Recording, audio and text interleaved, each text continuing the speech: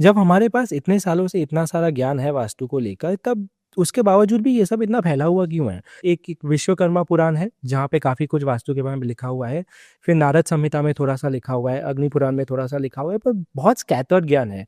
ये ज्ञान इतना स्कैटर्ड क्यों है, जब ये इतना स्ट्रॉन्ग साइंस है अपना? और जब रामायण और महाभारत के दौर पे अगर ये यूज़ किया गया था, तो आज के दौर पे अभी भी इसको एक सूडो साइंस क्यों देखा जाता है? हमारे भारत के कोई भी सनातनी विज्ञान हो, चाहे वो वास्तु हो, चाहे वो एस्ट्रोलॉजी हो, चाहे वो आयुर्वेद क्यों ना हो, चाहे वो नाड़ी शास्त्र क्यों ना हो, हर ज्ञान को सूडो साइंस बना दिया। किसने बनाया? अंग्रेजों ने बनाया। क्योंकि वो कभी चाहते ही नहीं थे कि हमारा जो ज्ञान है वो सही तरीके से लोगों तक पहुंचे, क्योंकि अगर भारत ही हमेशा तरक्की करता रहेगा तो उन लोगों का वक्त कब आएगा? फिर ये स्कैटर्ड इसलिए है क्योंकि राइट तरीके के ग्रंथ, राइट तरीके की चीजें हमारी जला दी गई, खराब कर दी गई। तो आप तक और मुझ तक तो ओरिजिनल वास्तु, ओरिजिनल एस्ट्रोलॉजी ढंग से कभी आई ही नहीं। ये तो अब हम दोबारा एक्सपीरियंस कर रहे हैं। इस ग्रंथ का ये ले लिया, क्या ये आज वैलिड है? क्या ये उस वक्त पे वैलिड था? अगर मान लो कोई एक लाइन लिखी गई है कि आपके घर की जो ऊंचाई है वो आपके घर की चौड़ाई से 1.5 फुट ऊंची होनी चाहिए, ये आजकल पॉसिबल ही नहीं है, तो हम उन चीजों को छोड़ के आगे बढ़ेंगे। इसलिए स्कैटर्ड है। जब भी आप किसी साइंस की बात करते हो, उसको तबाह करने के लिए कोई ना कोई जरूर आता है। उनमें से एक अंग्रेज हमारे भारत के लिए रहे, तो चाहे कोई भी साइंस हो। दूसरा, भारतीयों की एक सबसे खूबसूरत खासियत है कि उनको हर चीज को प्रूफ करने के लिए अंग्रेजों का ठप्पा चाहिए।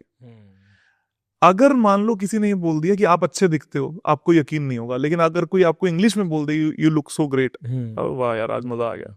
ये हमारी कमी है। तो ये जो हमारी कमी है, इसका फायदा उठाकर हमारे लोगों ने ये बात कही कि वास्तु का नाम की कोई चीज नहीं होती, सूडो साइंस होता है, इस चीज का कोई। एक किताब है जिसका नाम है पावर ऑफ सबकॉन्शियस माइंड। जी।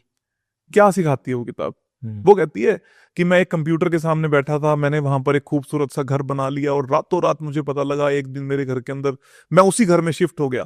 फिर एक दिन मैं मेरे बच्चों के लिए अलमारी सजा रहा था, तो मुझे सामने आया कि वाह, आज मैं उसी घर में हूं जो मेरी मैनिफेस्टेशन थी।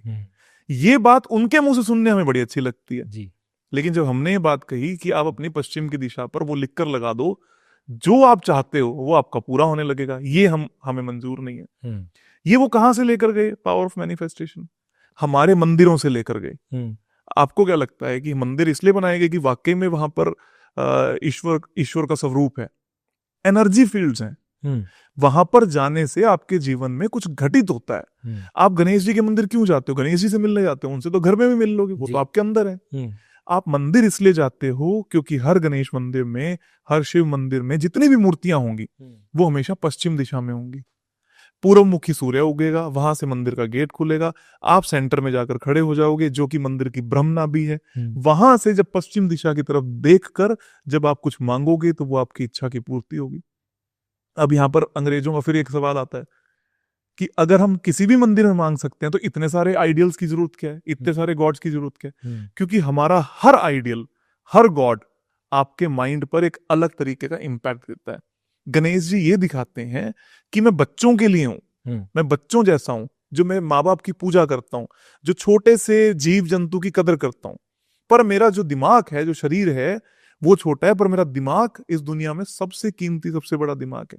तो जब आप गणेश जी के मंदिर जाते हो तो आपके सबकॉन्शियस में फीलिंग आती है कि माई माइंड इज एक्टिव, जी, मेरा मस्तिष्क खूबसूरत है, अच्छा है, और मैं किसकी पूजा करता हूं?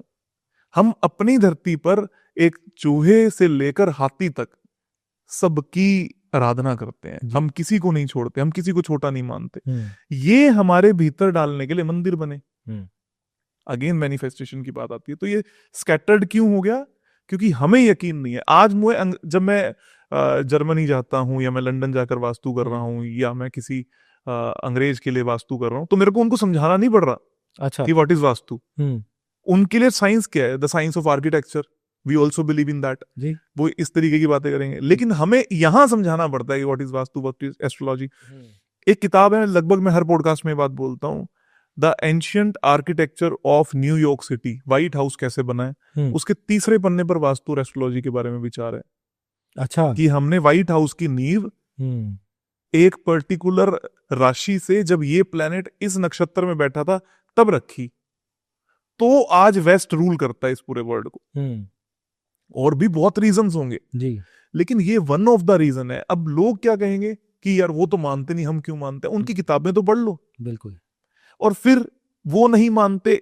आज भी तिरुपति बालाजी जी जितना पैसा कोई और स्पेस क्रिएट नहीं कर पाया। जी। This is all vastu. क्यों ऐसा?